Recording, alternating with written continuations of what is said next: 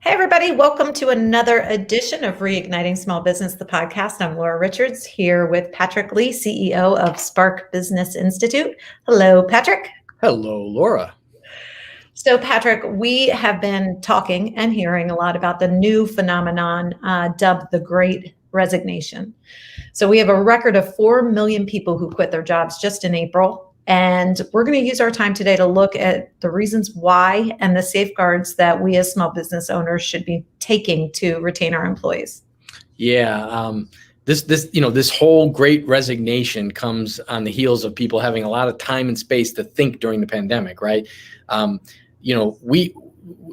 society is known as being totally production oriented and obsessed, right? We work more hours than any other, Western country, that whole thing. Like we produce. And, without commutes, meetings, and obligations, out of the office, we had a lot of time and space to consider how we actually feel about life and work. We're not just on that hamster wheel.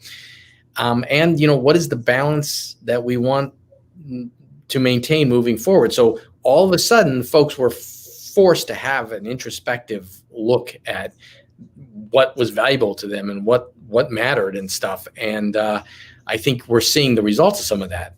In an NPR article called As the Pandemic Recedes, Millions of Workers Are Saying, I Quit, Andrea Sue interviewed Jonathan Caballero, who epitomizes what we're talking about right here, okay? So the article says, Caballero made a startling discovery last year. At 27, his hair was thinning. Now, that's an important thing to note, okay? The software developer realized that life was passing by too quickly for him as he was hunkered down at home in Hyattsville, Maryland, right? There was so much to do, so many places to see. Caballero envisioned a life in which he might end a workday with a swim instead of a long commute in traffic to get home. So when his employer began calling people back to the office part-time, he balked at that 45-minute commute. He started looking for a job with better remote work options and quickly landed multiple offers.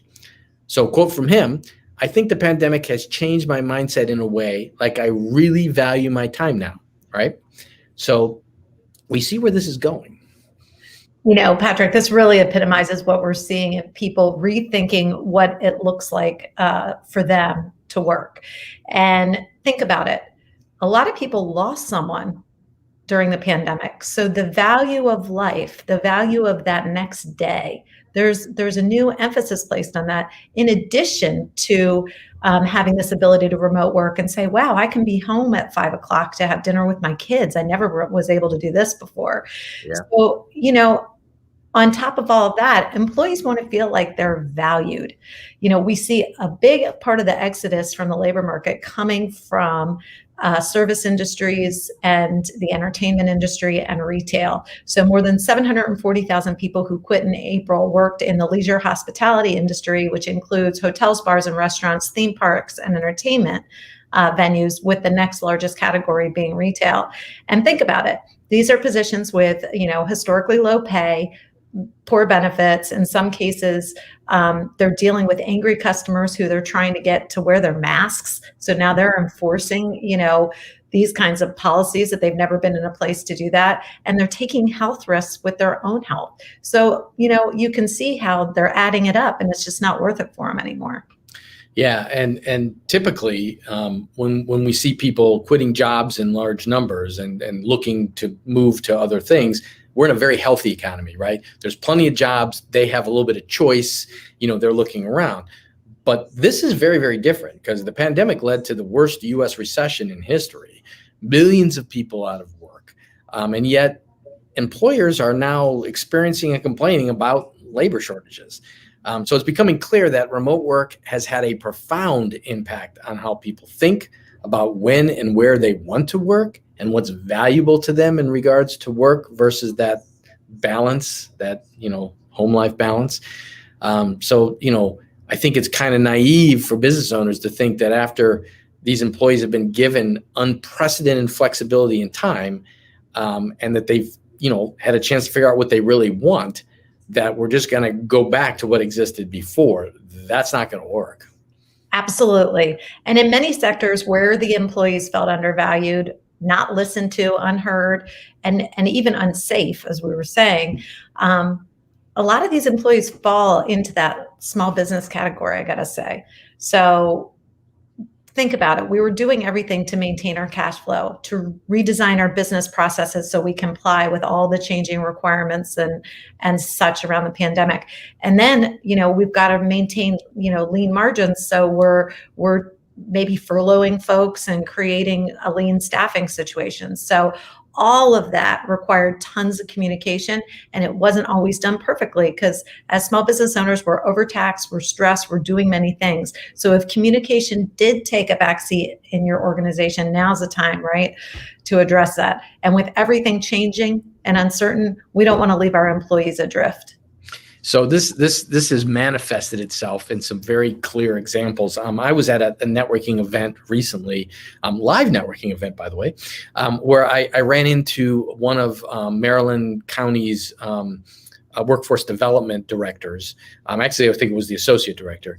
And we started chatting about this whole subject. And he told me a fascinating story about this, because he basically said that, he's got a lot of business owners coming to him, more so than normal, because it's hard to find people. So they're actually saying, okay, let's go talk to workforce development. So he had an owner of a restaurant approach him and say, look, I've opened back up.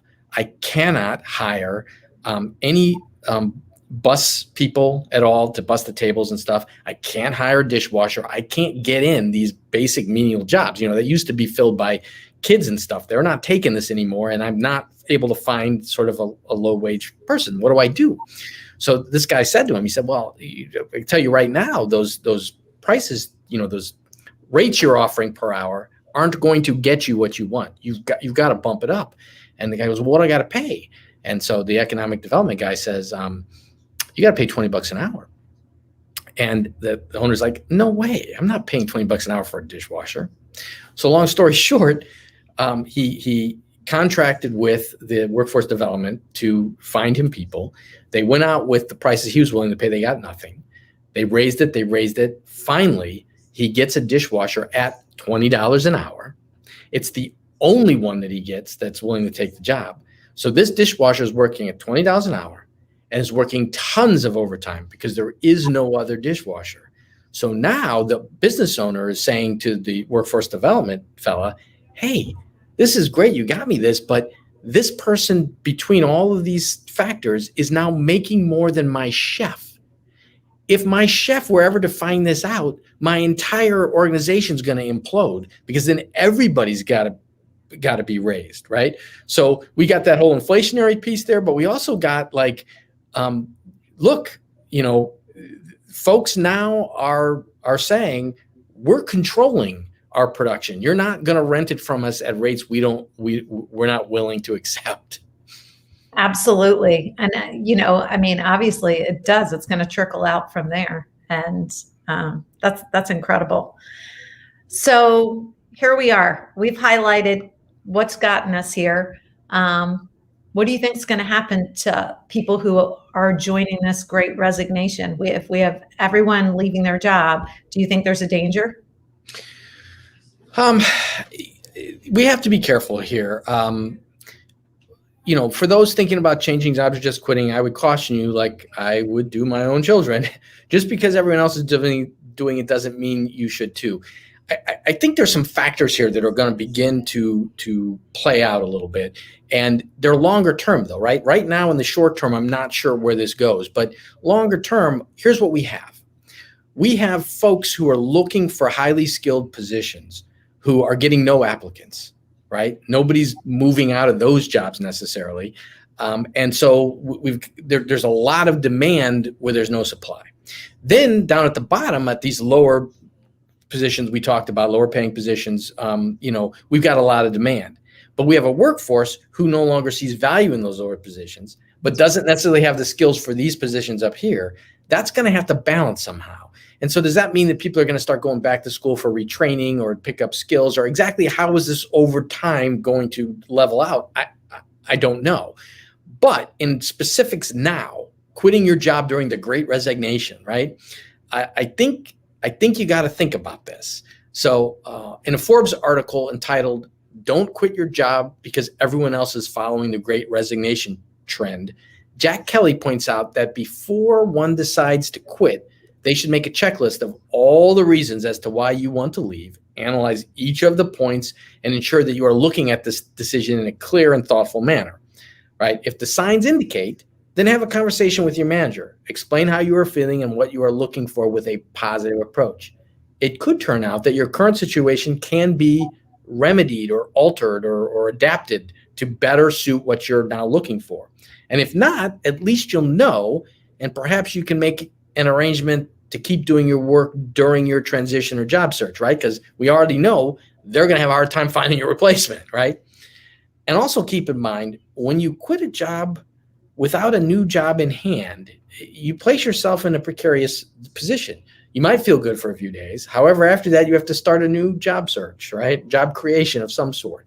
So, hiring employers may wonder, if you'll leave them too.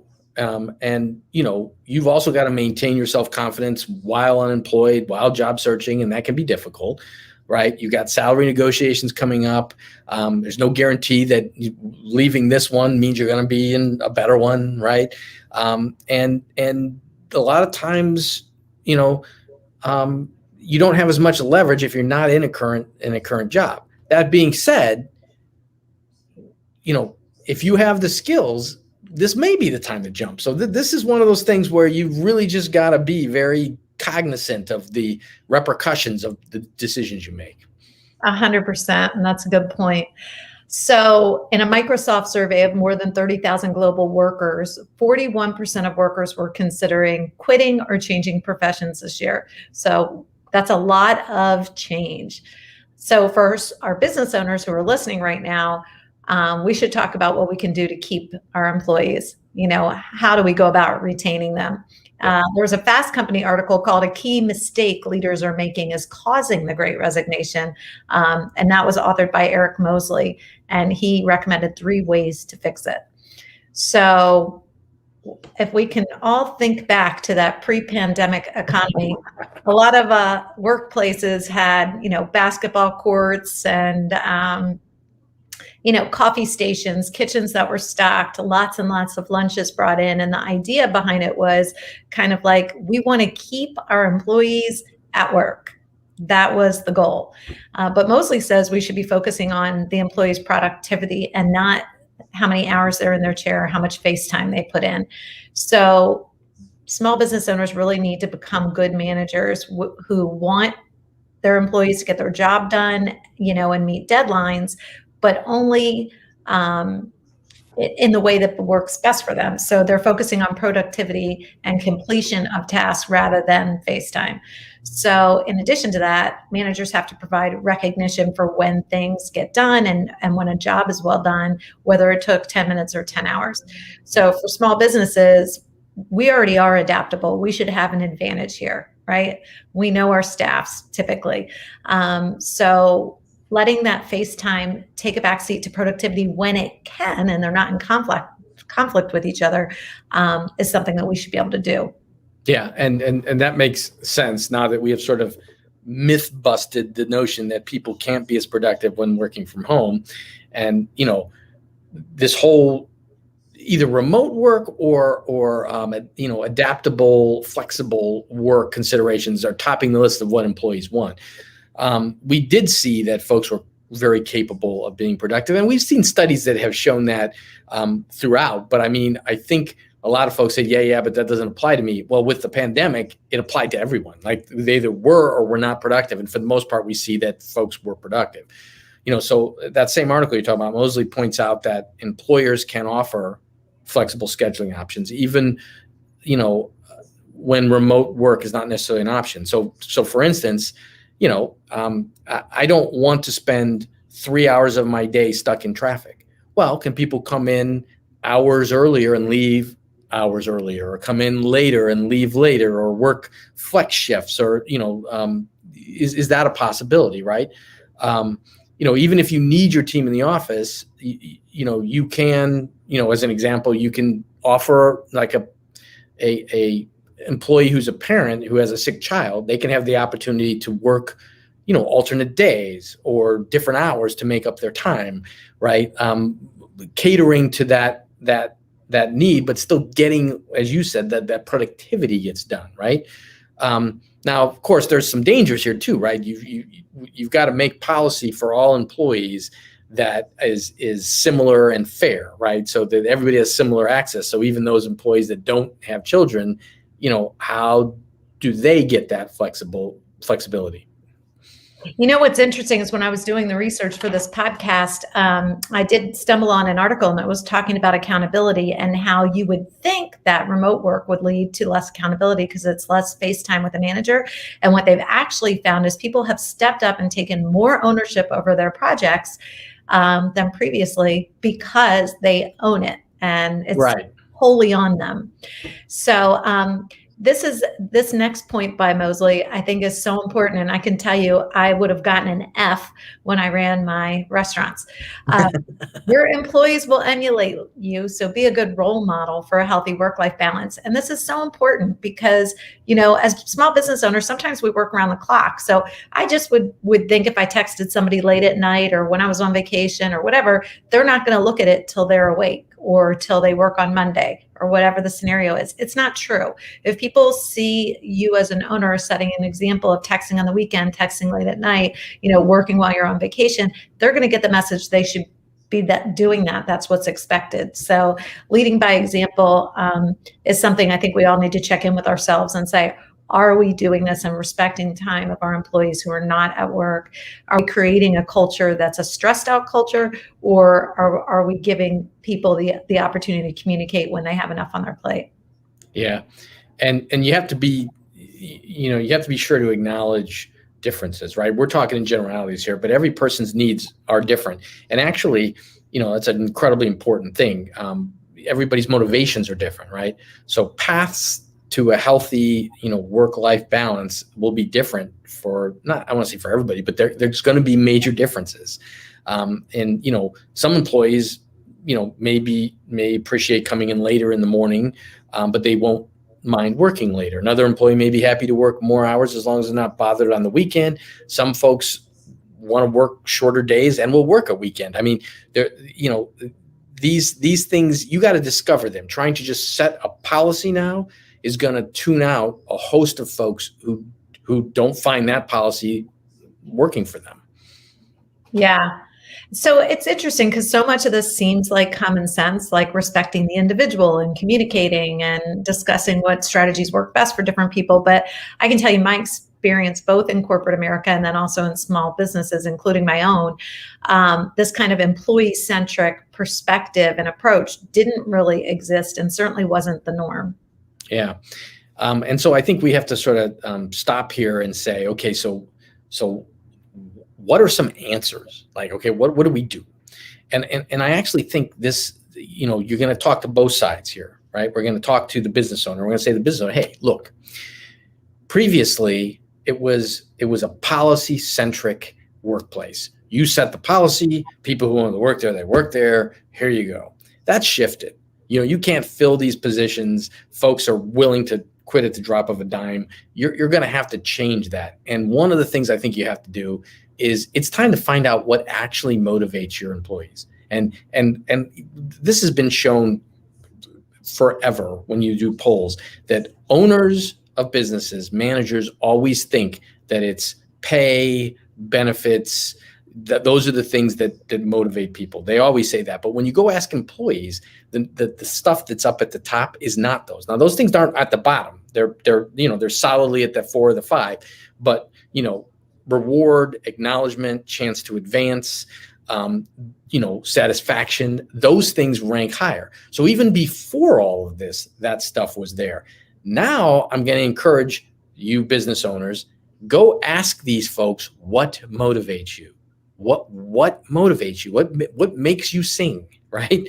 Don't just say, hey, we'll get even another 25 cents an hour. I mean, that may not be building the culture or the longevity of these employees that you want, right? But let's turn that around now and go the other direction. Employees, okay, yeah, we got a great resignation. You're feeling, okay, I'm just going to walk off, here we go.